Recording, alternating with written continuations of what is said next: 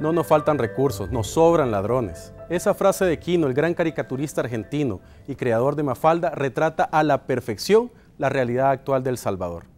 La radiografía de nuestra clase política es un desastre, un auténtico desastre. Cada uno de los gobiernos de Arena y los mismos de siempre traicionaron una y otra vez la confianza que el pueblo depositó en ellos. Miles de millones de dólares han desaparecido de las arcas del Estado, de esas arcas que usted y yo llenamos con nuestros impuestos y con nuestro trabajo, y que han ido a parar a los bolsillos de diputadas, diputados, presidentes y funcionarios corruptos. Y mientras esos millones han comprado mansiones, viajes y carros de lujo, temas como salud, seguridad y educación han sido eclipsados casi en su totalidad de la agenda de trabajo de nuestros políticos. Pareciera que para los mismos de siempre, ser elegidos para un cargo gubernamental es igual a recibir un pasaporte ilimitado a una vida de exceso, saqueo e impunidad. Pensemos un momento en el caso Flores y los terremotos del 2001. Más de 1.500 personas fallecidas y miles de familias damnificadas necesitaban de ese momento toda la ayuda que se les pudiera brindar. ¿Y qué sucedió? El presidente Flores y otros miembros de Arena deciden arrebatarle de las manos a los damnificados más de 15 millones de dólares en ayuda internacional y destinarlos a cuentas bancarias para su partido con fines electorales. Y citando textualmente al hijo de Francisco Flores, los destinatarios siempre fueron y siempre serán los de Arena. El dinero siempre estuvo en Arena.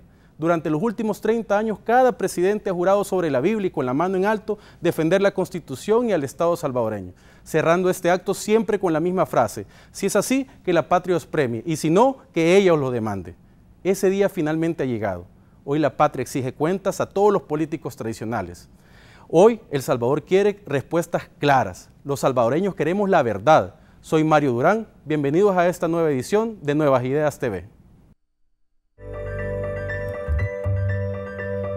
Esto es Nuevas Ideas TV. Gracias por acompañarnos. En este programa conversaremos con 3 invitados que nos darán una nueva perspectiva sobre la problemática de la corrupción en El Salvador. Esta noche tenemos el honor de contar con la presencia de Marvin Aguilar. Marvin, buenas noches. Antropólogo cultural, docente universitario, columnista y analista político. Ramón Villalta, defensor de derechos humanos reconocido por denunciar la impunidad judicial y actos de corrupción y director ejecutivo de Iniciativa Social para la Democracia, mejor conocida como ISD. Aldo Álvarez, abogado constitucionalista, analista político y secretario de Comunicaciones de Cambio Democrático. También eres catedrático, Aldo. Sí, también, gracias a Dios. Bueno, los 3 sean bienvenidos. Mucho del desencanto de los salvadoreños con la clase política actual se debe a la corrupción y al saqueo de millones y millones de dólares de los últimos gobiernos. Las últimas encuestas que se han publicado comparten un factor en común. La corrupción aparece como uno de los principales problemas del país. Podemos decir que los salvadoreños consideran que los últimos gobiernos han sido corruptos. Más allá de estas percepciones de la ciudadanía, si así las podemos llamar, hay un ranking que dice que nosotros somos el número 122 el 112, de 188 países en el ranking. ¿Esto cómo puede ser? Es una página de Transparencia Internacional. No sé, me parecería a mí que no aplica tanto con esta percepción que se genera alrededor de la ciudadanía. ¿O estaríamos hablando solamente de eso? Ramón. Bueno, yo creo de que hay que entender que la percepción que hay respecto de la corrupción tiene por una parte un elemento objetivo respecto de los casos que cada vez más, a partir de que entre en vigencia la Ley de Acceso a Información Pública, la gente comienza a tener más información y comienza a generar también mayor presión respecto de este tipo de casos. Pero obviamente el que se haya venido poniendo en evidencia casos emblemáticos de muchos millones, 40, 50 millones del caso de la construcción del Boulevard Monseñor Romero, por ejemplo, los millones que se llevaron de lista por actividades vinculadas con activistas del Partido Arena, los casos conocidos de la Lotería Nacional, etcétera, ¿no? Y uno puede comenzar a señalar una variedad de casos que fueron poco a poco conociéndose, el caso de Infocentros, y que todos estos casos comenzaron a vincular a funcionarios públicos del Partido Arena, fundamentalmente, obviamente el aumento en la percepción de la corrupción también comienza a generarse, comienza a darse mucho más. Entonces hay un elemento objetivo y un elemento también subjetivo. Pero ¿cuáles son los elementos que toma en cuenta este ranking? Cuando tú dices, bueno, si estamos por encima del 50% al parecer de los 188 países, siendo el 112, cualquiera diría no estamos tan mal en el tema de corrupción. Bueno, en términos generales uno puede pensar que no se está tan mal, ¿verdad? No se está tan mal. Lo que es importante es que más allá del ranking y de la percepción, ojo, hay que tener cuidado, que en este caso del ranking de la percepción sobre el índice de corrupción a nivel mundial, a nivel global, este ranking utiliza una metodología que a quienes entrevista es a un grupo bastante reducido, me parece a mí que no sobrepasa a 15 personas que se entrevistan, quienes dan una opinión, mayoritariamente son personas vinculadas al sector empresarial los que están dando esta opinión. Entonces, pero creo que más allá de esa percepción, lo que es importante es revisar en la realidad salvadoreña es los hechos que se han venido progresivamente judicializando, pero sobre todo el hecho de que muchos de los casos, o la mayoría, o por no decir la totalidad de todos casos, están quedando en la impunidad. Que el caso Saca haya terminado con 10 años, una condena de 10 años, por 300 no significa de que efectivamente la justicia se ha garantizado. No, y el caso de Paco Flores, y que la Fiscalía haya terminado teniendo un rol totalmente fundamental, porque más bien al parecer la Fiscalía entra a jugar un rol en una negociación, en generar un beneficio a los imputados y en generar un beneficio no solo al imputado directo, que en este caso era el presidente Saca, sino prácticamente dejar en la opacidad, dejar en la oscuridad todos aquellos beneficiarios que son parte de esos 300 millones. Aldo, a mí me lleva esto a una pregunta. O sea, nosotros lo que no puede ser percepción es la cantidad grande de casos de corrupción que han salido del gobierno, en específico de los gobiernos de Arena. Esta corrupción que ha vivido el país, de alguna manera, impide el desarrollo de la gente, de la sociedad, impide que se estreche la brecha de desigualdad. ¿Cómo podemos crear condiciones para que esto vaya erradicándose? Mira, lo que sucede es que hay que tener claro de que lo que estamos viendo ahora no es más que un reflejo de algo que no nació ayer. Lo que pasa es que antes no se decía. O sea, en este país la corrupción ha sido histórica y ha sido estructural. Uno cree que la corrupción es la gran corrupción, que es una gran corrupción, pues la del presidente, ministro que robó no sé cuántos millones de dólares. Pero el problema es que la corrupción en este país es estructural y se encuentra escalonada a todo nivel. Y lo ves en la gran corrupción arriba, lo ves en los mandos medios y lo ves incluso abajo. O sea, la corrupción llega a tal punto y está tan institucionalizada en este país que ahí está desde el que le da una coima al policía para que no le pongan la multa, o el de la aduana que se vuelve a ver para otro lado para que pase un furgón y no hacerle la tasación correcta. O sea, el que está en el Ministerio de Hacienda y que le da puya una tecla para que de repente ya no son 10,000, sino que son $1,000 lo que le debes a Hacienda.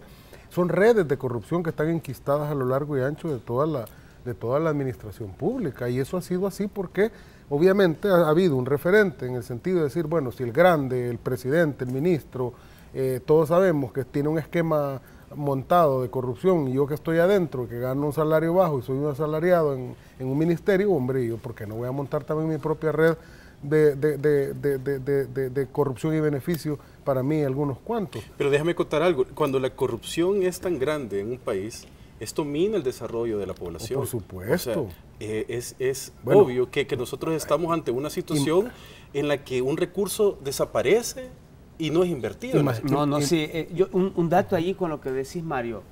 El índice de corrupción global te indica quiénes son los países con mayores niveles de corrupción. ¿Sí?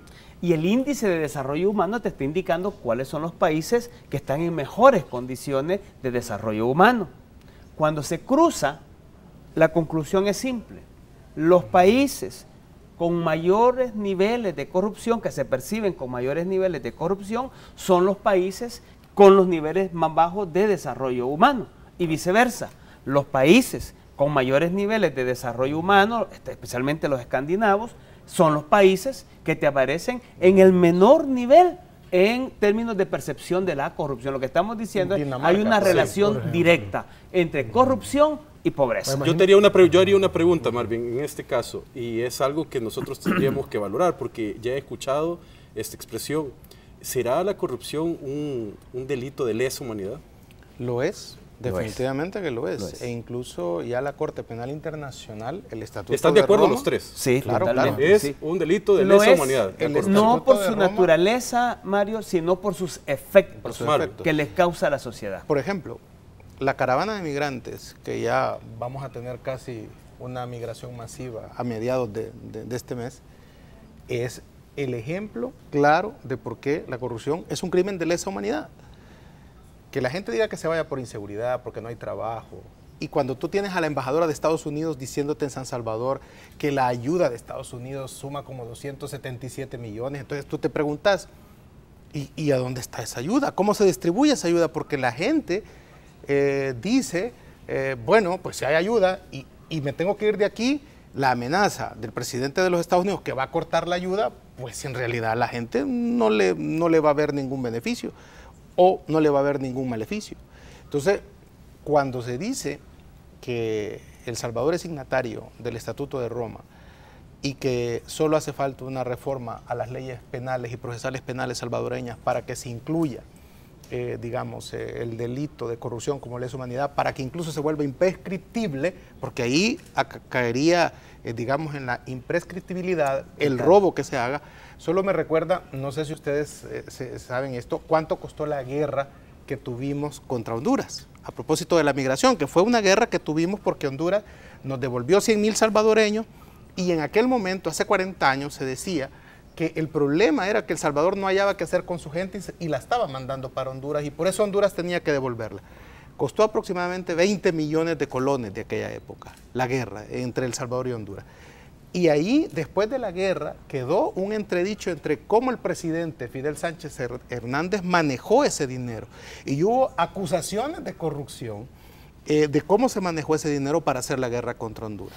Entonces, la corrupción, por supuesto que es de lesa humanidad, porque viene, fíjate bien, históricamente, desde aquel conflicto contra los hondureños, se enriquecieron algunos militares de eso, vino la guerra que dicen que costó $1 millón diarios que aportaba los Estados Unidos, que finalmente los Estados Unidos tuvo que montar aquí un Estado Mayor militar para que administrara los fondos porque no confiaba en la tropa Pero salvadoreña. mira, Marvin, yo te voy a decir una cosa también. O sea, está bien lo que tú dices, es correcto, pero yo quisiera ver la gran fotografía. Es que el problema de nuestro país, de la corrupción, es que eso viene de los inicios de la República. O sea, en el siglo XIX, la forma de la corrupción era cuando las 14 familias se turnaban. ¿Y qué es lo que hacían? El que gobernaba, el presidente que gobernaba, que era uno de ellos, dos cosas le garantizaba a los demás. Primero, que el status quo no iba a cambiar, fundamentalmente colonial, pero también el hecho de que los otros sabían que le iba a tocar su turno y cuando le tocara su turno iba a poder usar el Estado patrimonialistamente. Lo que podemos concluir es que efectivamente la corrupción es un delito de lesa humanidad y por tanto no tiene que prescribir. Nosotros tenemos que ir a buscar a todos aquellos corruptos que han fallado a este gobierno y a la población, siempre. Y con este primer acercamiento a las implicaciones de la corrupción para el desarrollo de nuestro país, nos vamos a una pausa comercial, no sin antes recordar que en 1996 al 2000 se perdieron $4 millones de la Federación de Fútbol, siendo implicados varios de sus directivos, quienes pocos años después quedaron libres. Ya regresamos.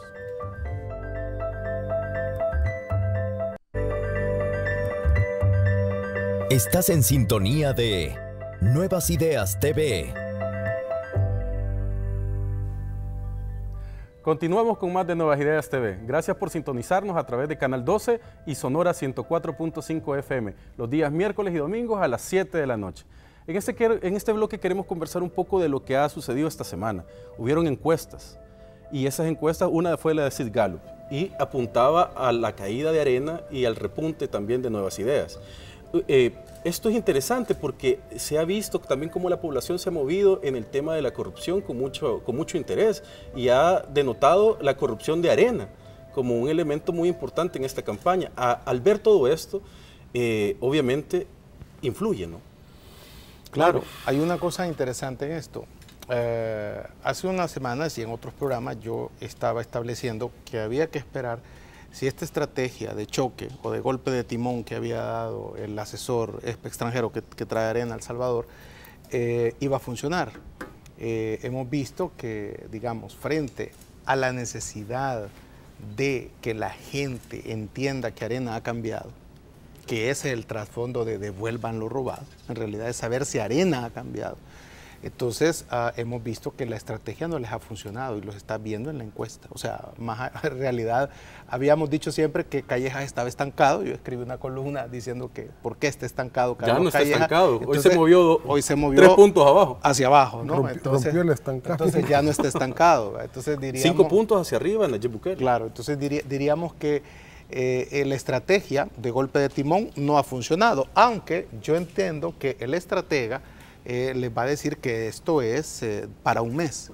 O sea, que todavía esta encuesta no va a reflejar, digamos, su estrategia, su golpe de timón. Sí, tengo entendido que hubo una contratación de parte del Partido Arena de un asesor político, entiendo que es español, ¿verdad? Algo así como catalán. Catalán, algo así como un especialista en campaña sucia, en resumen, decir mentiras, publicarlas, moverlas en todo tipo de redes y presentarlas al público como verdad. Yo encuentro una contradicción en esto, porque él llevó al poder por una campaña sucia contra López Obrador en México a Felipe Calderón. Y Ramón, o sea, Aldo, ¿cuántos muertos hubieron en esta presidencia de Felipe Calderón? Como 200,000 muertos, porque la estrategia de él una vez en el poder fue desatar una guerra que dejó una matazón en México. O sea, sí, a él le interesa, a personas como él le interesa que le paguen, no le interesa a qué persona apoyar o no apoyar. A este tipo de gente yo los veo como mercenarios, pues ellos van a quien les paga mejor para hacer una campaña sucia y no les interesa lo que tengan que hacer. El fin justifica los medios, ¿no? Y si tienen que mentir, mienten, y si tienen que injuriar, injurien. O sea, lo negativo de esto es que quieren verle la cara a la gente en el sentido de pretender que el ciudadano mira en la campaña sucia al partido. Salió esta semana también un spot del presidente del partido Arena, ¿no? No salió el candidato, ¿ya? O sea, y lo hace ya de una manera directa, personal, llamándole con epítetos y totalmente falsos a Nayib. Y eso no me cabe duda que ya es consejo de este mercenario, ¿no? Aldo, pero programas como este y también la oportunidad que tienen ahora las personas de estar en las redes sociales, Facebook, Twitter, Instagram, todas las redes, y te das cuenta de toda la corrupción de partidos como Arena en todo el transcurso del tiempo, a veces cosas que no se ponían tanta atención. Ahora es muy difícil por todo, aunque te contrastes cualquier asesor, que sobrepasar ese punto. Que un asesor, por muy bueno que sea, porque le llamen el que quita y pone presidente, o como sea que le llamen, tampoco puede pasar por encima de la realidad. El punto es que a mí me da la impresión que la gente ya despertó, que la gente ya no es susceptible por muchas campañas sucias. Más, yo creo que este asesor debería de empaparse un poco más de la realidad salvadoreña, porque parece que todo, en cuanto más atacan a Nayib Bukele, parece ser que eso le beneficia y le beneficia más. Entonces ya no hay en qué hacer. Yo creo que este asesor, ¿cómo es? Sola, algo así creo que se llama, es el que es la última rama de donde están agarrados. Sola o Solar. Sola. Es la última rama porque creo que ya ven inminente que van a perder las elecciones. Ramón, ¿es posible castigar verdaderamente a la corrupción en El Salvador? Tú que has estado tantos años combatiéndola. Bueno, de que es posible, es posible. Yo creo de que hay es que a veces las personas pierden la fe. De que es que lo que pasa, una cosa es cómo funciona el sistema de investigación, cómo funciona el sistema institucional de justicia, y esa es otra cosa. Pero que hay una tendencia cada vez más a alentar a los estados a que efectivamente establezcan mecanismos regulatorios y mecanismos institucionales que garanticen un combate efectivo a la corrupción, eso es claro. Noviembre del 2013, el GOPAC, que es la Organización Mundial de Parlamentarios, tomó una resolución en Panamá, una resolución en la que alentaba a los estados a introducir en sus reglamentaciones la declaratoria de delito de lesa humanidad, todos los delitos de gran corrupción. Y esa es una recomendación que El Salvador todavía no la ha considerado. Pero en esta misma materia, lo que uno puede observar y darse cuenta es que la manera como la Fiscalía ha venido demostrando que la investigación que ha llevado adelante de los delitos de corrupción no ha demostrado un compromiso efectivo y un cumplimiento efectivo de su mandato constitucional y legal de poder sustanciar y de presentar las pruebas suficientes para demostrar la responsabilidad que hay de los implicados en los delitos de corrupción.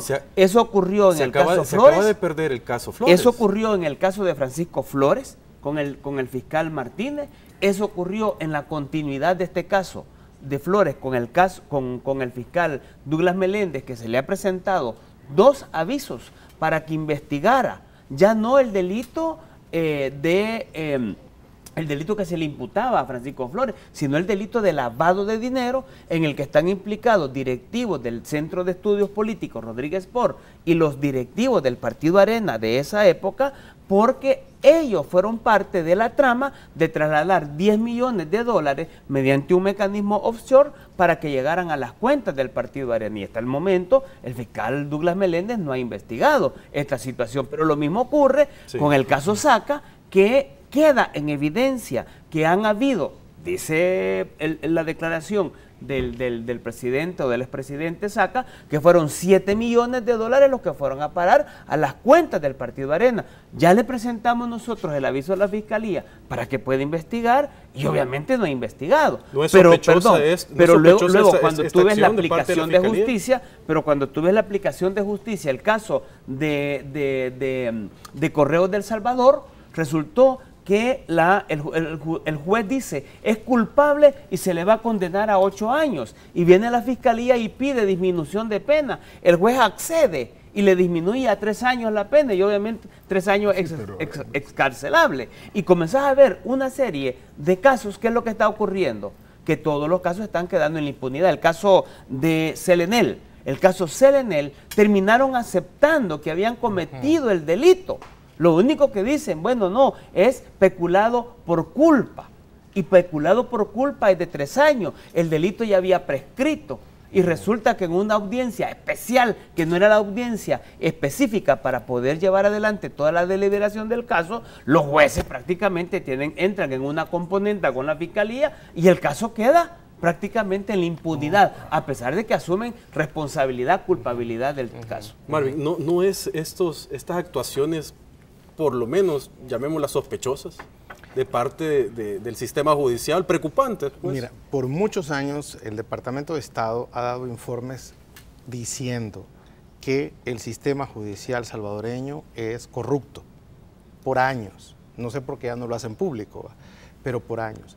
Incluso los Estados Unidos presionó porque se aprobara la ley de arbitraje para que las empresas pudieran mejor ir a arbitrajes internacionales porque no confían en los tribunales salvadoreños. Claro, o sea, eso ha sido así literalmente en este país. Entonces, obviamente, el fiscal es parte de ese Ministerio Público, la Procuraduría de Derechos Humanos, la Procuraduría General de la República, que muchas veces la gente siente que por más que acudan a estas instancias, bueno, por más que la gente trate de buscar justicia, pues no puede. O sea, esa es una percepción bien generalizada.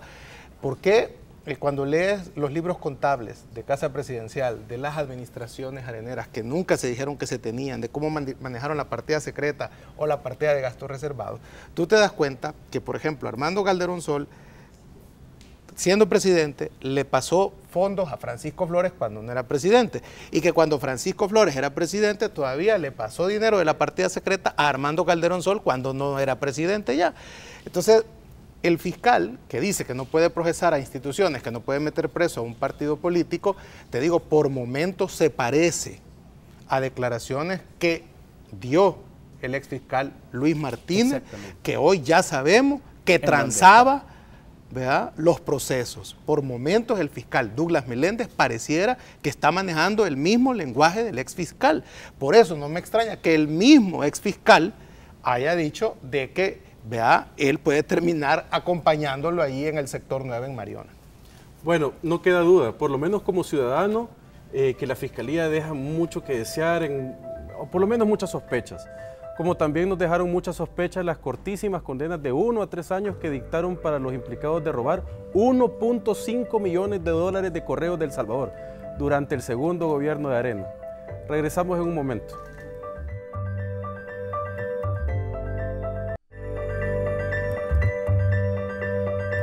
Estás viendo Nuevas Ideas TV. Seguimos con más en Nuevas Ideas TV a través de Canal 12 y Sonora 104.5 FM. Todos los miércoles y domingos a las 7 de la noche. Bueno, el fiscal general de la República perdió el caso Flores. ¿Por qué? ¿Cómo es posible que se pierda un caso de este tipo? Pues si esa pregunta se hace todo el mundo, ¿cómo es posible que se pueda perder un caso donde aparentemente las pruebas estaban servidas para que hubiera una condena ejemplar en términos penales y también en términos civiles? Mucha gente, alguien me dijo un día de estos, mira, pero es que cómo iba a haber una condena civil si no hubo una condena penal y en términos penales. Sí, pues sí, pero porque no hubo una condena penal. O sea, ese argumento se cae por su peso. O sea, se murió antes de la condena. Sí, pues sí. Se murió. ¿Y qué pasa con todo el enriquecimiento? Son 15 millones de dólares. Son 15 millones de dólares que él en Televisión Nacional dijo haber entregado en sacos al Partido Arena y a sus destinatarios, ¿verdad? Ahora yo quisiera confeso, que el fiscal pero fuera... no solo eso. Tengamos en cuenta que la familia se benefició. Y uno de los argumentos pobres que dijeron para decir que no se habían enriquecido es que esos terrenos a donde se mejoraron habían sido heredados antes. Pero se mejoraron con dinero mal habido, con dinero de la corrupción. Interesante en esto. O sea, la partida secreta que manejó Flores durante su presidencia es un aproximado de 154 millones de dólares. Sí, lo que estamos hablando en un principio solo estamos hablando de Taiwán. De 15 millones de dólares. 15 millones de Taiwán, pero nada de la partida secreta. 15 millones de Taiwán. Que el fiscal se fuera contra esa, que es el mismo caso Saca, porque está en los libros contables de Capres que solo a nombre, lo hicieron en molde. A nombre del expresidente Flores se emitieron 108 millones en cheques. 108 millones. De los 154 millones que manejó durante su presidencia Francisco Flores. Entonces ya el expresidente está muerto, se comprende esa situación, pero aplica la extinción de dominio. Mira, y eran 15 millones por el juicio, Mario, pero la Asamblea Legislativa llegó a decir que eran más de 70 millones los que había recibido de Taiwán, y en las declaraciones públicas. Sí, recuerdo que incluso hasta con una sonrisa en el rostro. Él dijo eran 15, eran 20, yo creía que 30, iba subiendo cada hora. Descarado. Y la Fiscalía en el proceso judicial dejó demostrado que efectivamente, como yo dije, por medio del delito de lavado de dinero, 10 millones terminaron efectivamente en las cuentas del Partido Arena. Que 5 millones... 10 millones en las cuentas del Partido Arena. Y 5 millones... Para hacer campaña política. Eso está en el juicio, eso está en el documentado. Para financiarle la campaña siguiente. Para financiar la campaña de quién. No, para financiar la campaña de Saca. Está judicializado. Es decir, que esos 10 millones fueron para financiar la campaña de Saca, y eso es lo que se encuentra en el proceso. En el proceso eso consta. Y 5 millones que la Fiscalía no había logrado determinar en dónde estaban, pero que era lo que se suponía que había quedado en manos del expresidente. Mira, lo que pasa es que esa era un modus operandi de Arena. O sea, la gente debe entender que era una manera... ¿O será? Obviamente que lo fue siempre, y ahora que no garantiza que eso ha cambiado. Porque sigue siendo la misma Arena. Sigue siendo la misma Arena.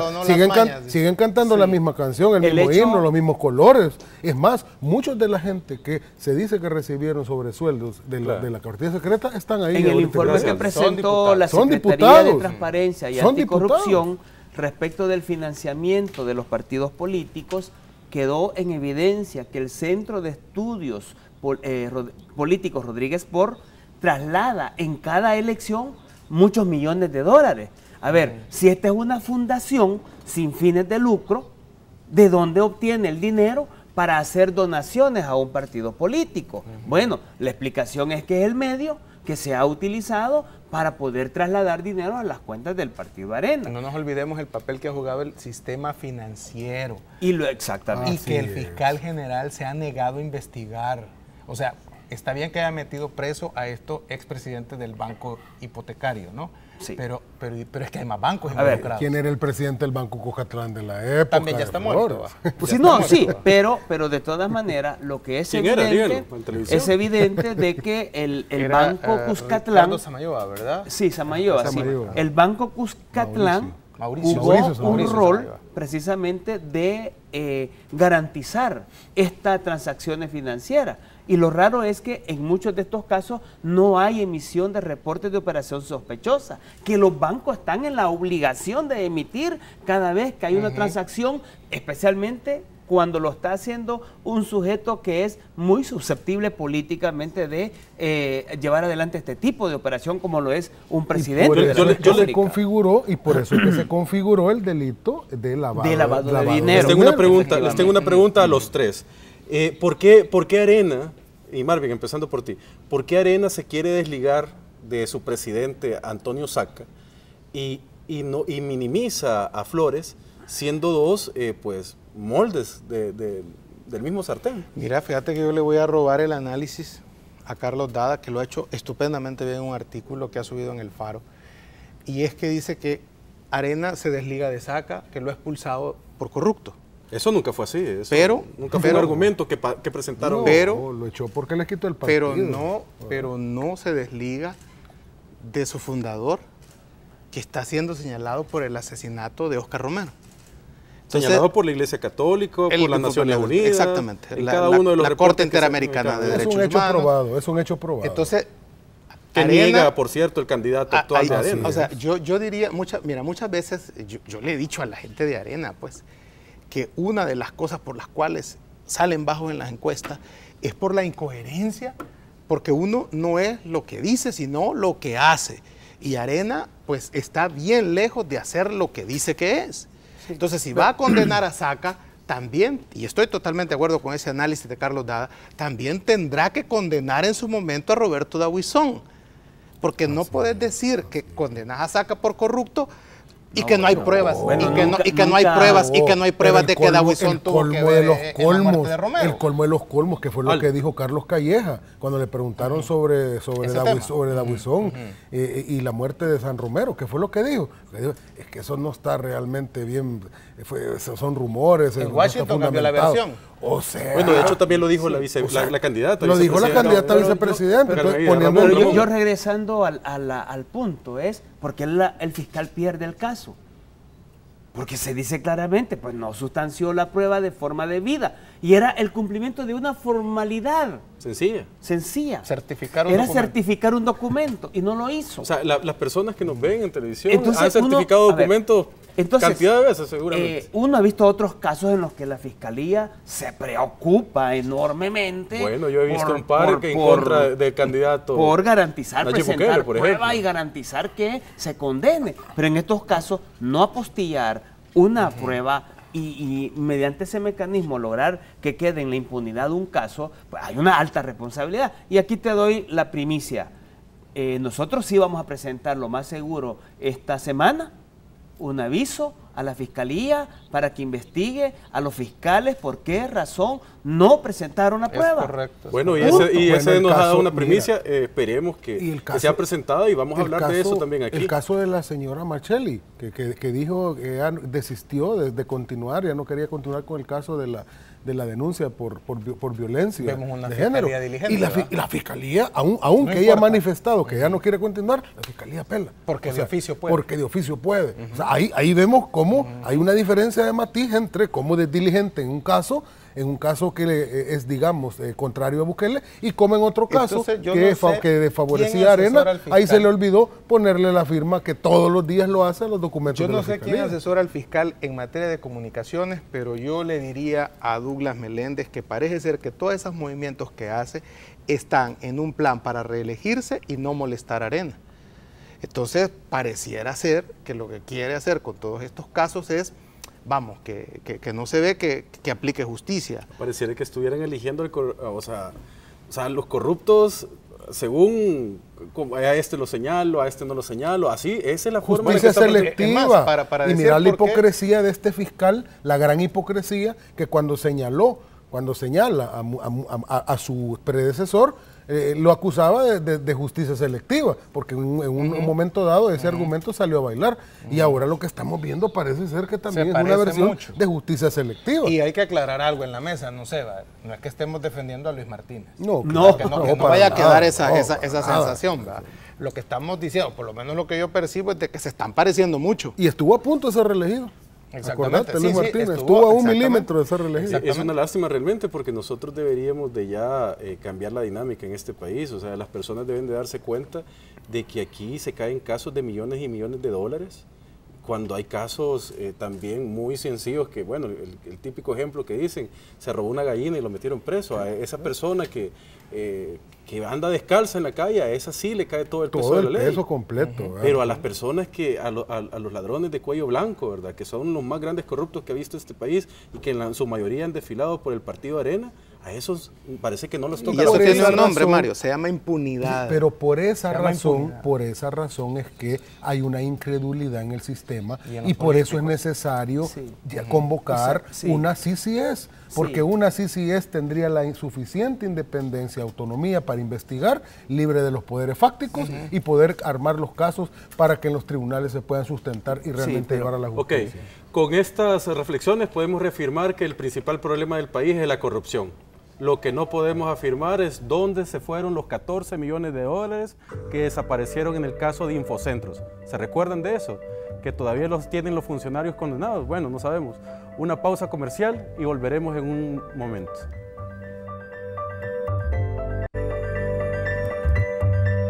Estás en sintonía de Nuevas Ideas TV. Sean bienvenidos a este último segmento de su programa Nuevas Ideas TV, donde hablamos lo que no se dice en los demás medios de comunicación. Bueno, ante este panorama crudo que hemos hablado en los segmentos anteriores, también, digamos, las propuestas que están sobre la mesa en estas campañas electorales.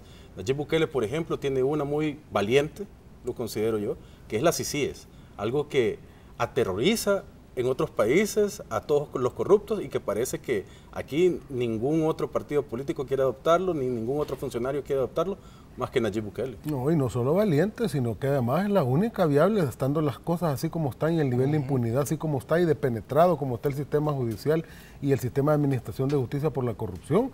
O sea, acordémonos que hay muchos argumentos bastante falaces que salen a la luz, que los que dicen, no, es que eso vendría a sustituir la institucionalidad, la soberanía. del país. No, no es cierto, eso es falso. Usted lo tiene que saber. Te lo dicen los mismos que nacionalizaron la banca, perdón, que privatizaron la banca, que te metieron el dólar, sí, lo que se dicen se dicen nacionalistas. De corazón, ahora te dicen que esto atenta contra la soberanía. Y que tienen todo su capital regionalizado y no en El Salvador. Claro. Pero a eso mismo.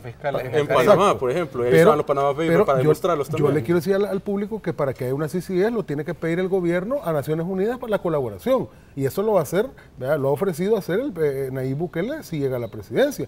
Y una vez instalada, la CCS no es ella la que juzga ni la que investiga, sino que prepara el caso y se lo da al fiscal. Por eso es necesario tener un fiscal independiente. Y el fiscal, los votos de la Asamblea. No se olvide que la Asamblea tiene que investirla de ese poder, tal como ya pasó, si ustedes recuerdan, con el grupo conjunto que investigó los secuestros. Exacto. Que vino de Naciones Unidas un grupo de expertos para investigar. Que fue muy bueno. Que fue muy bueno, que la Asamblea Legislativa lo invistió con el poder constitucional para que no se violentara ninguna ley en el país, desbarató las bandas de secuestradores, y una vez terminó eso, se regresó. O sea, es igual pero, lo que se está promoviendo con la CICIES. Por eso es importante, una CICIES, al menos desde lo que nosotros hemos estado analizando, requiere 3 pilares.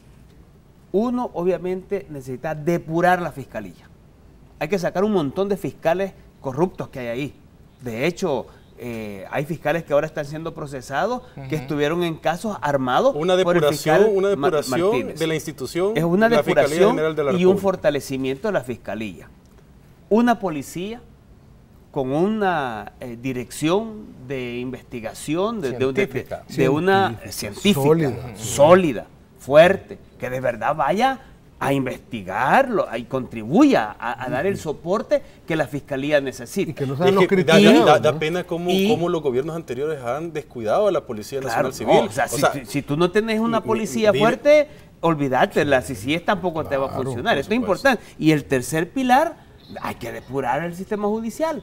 hay que mandar, mira, cuando nosotros estábamos de querellantes en el caso Flores, y hubo un momento en que cambiaron al juez, si la preocupación nuestra era en qué juzgado va a caer, y veíamos de los juzgados que había donde podía caer, no hombre, si solo uno, teníamos la esperanza que pudiera, y gracias a Dios que cayó donde esperábamos que cayera, en el séptimo, que era donde veíamos que había la esperanza que hubiera un proceso de verdad real. Yo escribí un artículo, yo escribí un artículo que le titulé Las CICIES de Bukele, que es bien interesante, porque eso lo que busca es perseguir el delito. Una CICIES puede prevenir a los corruptos, a evitarse, porque van a ser perseguidos. Y un tercer elemento muy interesante es evitar que prescriban esos delitos. Y para eso hay que reformar las leyes penales para que se vuelva la corrupción delito de lesa humanidad. Los diputados tienen que llevar a nivel, ¿verdad?, de votación y darle a la CICIES el poder que necesita, y eso entiendo yo que Nayib Bukele lo haría en los primeros 100 días de gobierno. ¿Es posible que los diputados se nieguen? Bueno, pero entonces ahí van a quedar en evidencia los diputados que se nieguen, eso y esperamos que el diputado del Cambio Democrático avale, ¿verdad?, presente eso. Eso es muy interesante porque ¿cómo negarse a una CICIES en El Salvador? O sea, es un... ataca la corrupción. Sí. O sea, esto es El Salvador. Esto es El Salvador. Son capaces los diputados de negarse. Las personas que nos están viendo y nos están escuchando a través de Sonora 104.5 deben de tener en cuenta esto. O sea, negarse a una CICIES en El Salvador es negarse a atacar la corrupción. ¿Qué lograrían con eso? Hay una lista que no hemos tocado. Hay una agenda legislativa, nuevas ideas. Si se niegan a aprobar las CICIES, le van a dar una agenda legislativa a nuevas ideas. Sí. Porque entonces se le va a decir a la gente que esos diputados que están ahí no quieren aprobar las CICIES, y entonces nuevas ideas necesita un bloque parlamentario fuerte, cambio democrático, para que pueda aprobarse las CICIES. Sí. Y meterlos presos a todos esos corruptos. Hay una arista que no hemos tocado y que son también los que se oponen. Porque no solo los corruptos, es que al otro lado de la línea están los corruptores. Y los corruptores del otro lado suelen ser grupos económicos con cierto poder, empresariales.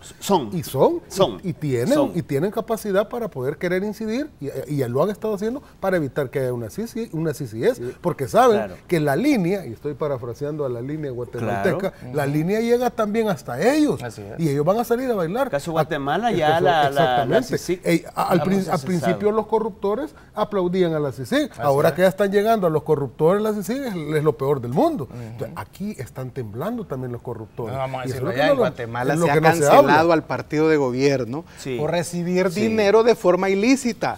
Bueno, o sea, un partido como Arena. Exactamente. Un partido como Arena, estando una CICIES en El Salvador, ya no existiera, es la verdad. Ya no existiera. Mire, no, y a nivel, ustedes tómenlo en broma, pero imagínense que el mismo partido de Arena estuviera en China, por ejemplo, imagínense lo que les hubiera pasado a varios. Hay pena de muerte por eso. Por la corrupción. O sea, hay niveles, se ataca la corrupción y nosotros parecemos que estamos en pañales para eso. Lo que pasa es que han habido argumentos con el valor civil para hacer eso. Los argumentos, y nosotros los sosteníamos de esa manera también, y era que no estábamos en el contexto, por ejemplo, guatemalteco o en el contexto hondureño. Pero lo que sucede es que luego de Luis Martínez y ahora con Douglas Meléndez, y estar viendo que los casos de corrupción no están siendo investigados de la manera como debería de ser, y cuando se judicializan los casos no se sustenta, no se logra presentar la prueba como debe de ser, y cuando llega al proceso judicial, lo que termina es quedando en la impunidad, pues uno dice, no, así no se puede. Realmente necesitamos un mecanismo que nos garantice que la investigación de verdad va a ser una investigación real, fuerte, sólida, robusta, con pruebas, que cuando se venga a iniciar un proceso judicializado, efectivamente el juez también tenga de dónde agarrarse. Pero es que también a veces un juez, si tiene... A ver, lo que sucedió en el caso de Flores últimamente es que uno dice, ¿es culpa de los juzgadores? Pues no, porque él dentro de la formalidad de la ley tiene que aplicar la ley. Y si la ley le dice que tiene que cumplir con determinada formalidad la prueba y no la cumple, pues obviamente responsable es la fiscalía. Eso suponiendo un juez más o menos honesto. Sí. Suponiendo un juez más o menos pero honesto. entonces por eso nosotros decimos, efectivamente una CICIES en este caso cada vez más ha venido siendo necesaria, y es necesaria para nosotros, y volvemos a sugerir una CICIE debe de cumplir con esos 3 pilares fundamentales. Y yo creo que si se construye una CICIE desde esa perspectiva, realmente va a tener éxito. Y ese es el verdadero miedo que le tienen a Bukele las élites. Ese es el verdadero miedo. Los corruptores. Porque saben que una CICIE los va a alcanzar. Hay que sumar a las propuestas de Nayib, ojo con eso, también terminar con la partida secreta. O sea, ya no hacer uso de ella. Bueno, en consonancia con eso, Cambio Democrático, que está en la alianza, presentó la semana pasada una reforma a la ley de partidos políticos para que sea causal de cancelación el haber recibido fondos ilícitos. Hay una cosa real. Arena ha negado siquiera tocar el tema de las CICIES. Es decir, se niega rotundamente. ¿Cómo no? Dice que no es necesario. Algunos voceros de Arena han dicho que no es necesario. Y hablando sobre el tema de la partida secreta, el candidato de él dijo que los necesitaba porque tenía que mantener a los espías en otros países. Fíjate o algo por el estilo. Fue una ridiculez. Bromas aparte. Pero es que es cierto, no es una broma. Podría ser un chiste aparte, pero eso lo dijo en televisión. Hay un diputado de Arena que es el que le ponen a decir eso, que es supuestamente erudito en materia de derecho, y lo ponen a decir todas esas cosas que no tienen ni cabeza ni pies, ¿verdad? Porque él es el que se presta a eso, pero la gente ya no se lo cree, porque no tiene sentido. O sea, dice cosas como, por ejemplo, que eso va a dañar la institucionalidad del país y que va a sustituir a la investigación. Si es que la CICIE es temporal. Bueno, pero eliminar la partida secreta o partida de gastos reservados es una propuesta interesante de Nayib Bukele. Te voy a explicar por qué. Porque cuando ves en estos 30 años, 6 presidentes, ¿verdad? Solo ahí hay, sin explicar, 1.100 millones de dólares. 1.100 millones, solo ahí. Solo en partida secreta, que es la punta del iceberg. Y esto incluye al actual presidente, que lleva ya gastado 150 millones y que esperamos que vaya dejando facturas de todos esos gastos. Porque si no también, cuando salga, va a tener que explicar él y sus funcionarios que han estado en eso, el tiempo ya no nos da para más, pero me gustaría tener una breve conclusión de cada uno, muy breve. Ramón. No, bueno, yo creo de que es importante que primero reconocer que la sociedad salvadoreña ha cambiado, que la sociedad salvadoreña tiene más conciencia respecto de lo que ocurre en el país, y el tema de la corrupción es un tema que en la conciencia del salvadoreño está mucho más clara, y que la demanda hacia los políticos para que efectivamente trabajen de manera honrada es un aumento. Gracias, Ramón. Hemos llegado a un punto de inflexión, hay un punto de quiebre, ya la sociedad ya no va a tolerar más, y el bipartidismo polar que tenemos ahora, esos que han sido los corruptos de siempre, eso ya la gente ya no los quiere y ya no hay vuelta atrás. Creo que ya hemos pasado la página hacia otra cosa que la gente ya no va a aceptar, que no sea el combate a la corrupción. Yo creo que esta semana, y se presume que en los próximos días que faltan de noviembre, vamos a seguir viendo más caravanas de salvadoreños que se quieren ir de este país. Cuando yo leo las notas periodísticas sobre esto, cuando veo las entrevistas en televisión, yo no puedo dejar de pensar en estos 30 años de bipartidismo, porque ellos son los culpables con tanta corrupción de que la gente mejor prefiera irse de aquí. La gente no se va huyendo de El Salvador, se va huyendo de Arena y del FMLN. Entonces, a mí me gustaría que estos dos partidos políticos explicaran por qué se va la gente, por qué se ha ido en estos 30 años la gente y por qué la gente se quiere ir de aquí, si ellos son los que han estado gobernando. Gracias, Marvin, Aldo, Ramón. Con esta propuesta cerramos esta tercera edición de Nuevas Ideas TV, un espacio que no oculta los problemas reales del país ni sus verdaderos responsables, y que busca nuevas ideas para solucionarlos. Y a los mismos de siempre, sabemos que no nos están viendo, sabemos que están muy atentos a la televisión. Devuelvan lo robado. Buenas noches.